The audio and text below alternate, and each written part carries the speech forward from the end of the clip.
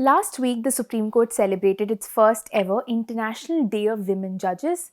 But if we look at the numbers, what we see is that we are far from having adequate representation of women in the judiciary.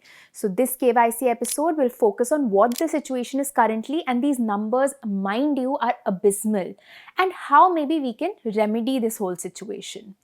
Now, just to be clear, under the Constitution, there is no bar on reserving posts of judges of the Supreme Court and the High Courts for anybody, including women.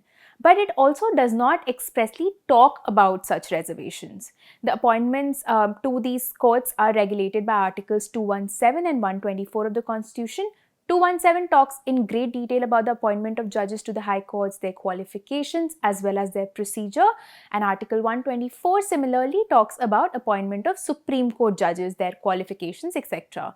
But both these provisions don't have any specific clause for reservations in the higher judiciary. However, of course, there has often been talk of how there should be reservation for women in the judiciary. In fact, just in September last year, Chief Justice of India N.V. Ramana had also said that it was time that 50% of seats in the judiciary are reserved for women, as it was their right and not a matter of charity. He shared data to highlight this skewed gender ratio in the judiciary and said that there are only 30% women judges in the lower courts and 11.5% in higher courts. That's a very low number. In fact, let's talk more numbers. Only 4 out of the total judges in the Supreme Court are currently women. Justices Indira Banerjee, Hima Kohli, B.V. Nagarathna and Bela Trivedi. And this is the best it has ever had. And India has never had a women Chief Justice as well. In fact, this feat is going to be achieved only in 2027 with Justice B.V. Nagarathna's elevation to the Supreme Court. So there's still a long way to go for that. And if we talk about the High Courts, the situation isn't exactly too good as well.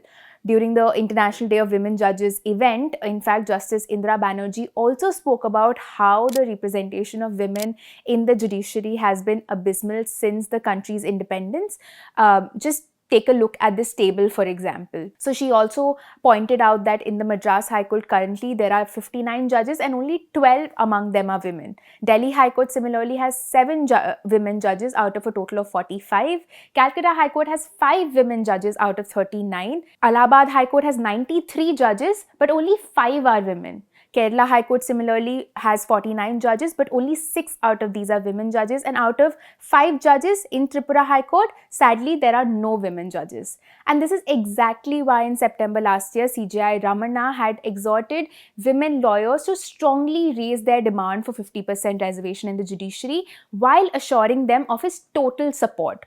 He'd said, and I quote, "I don't want you to cry, but with anger, you have to shout and demand that we need 50% reservation." Now, during the recent event as well, on, like I mentioned, International Day of Women Judges, CJI Ramana now said that one of the key reasons for underrepresentation of women judges is the deeply ingrained patriarchy in our society. So he has now made a suggestion that women advocates should be given preference while making appointments to government panel advocates. This basically makes the path for judgeship easier for them. He has also suggested that seats should be reserved for women students in legal education, but of course, until these suggestions are actually implemented on ground and they become a reality, we will still remain far away from ensuring at least 50% representation of women in our judiciary.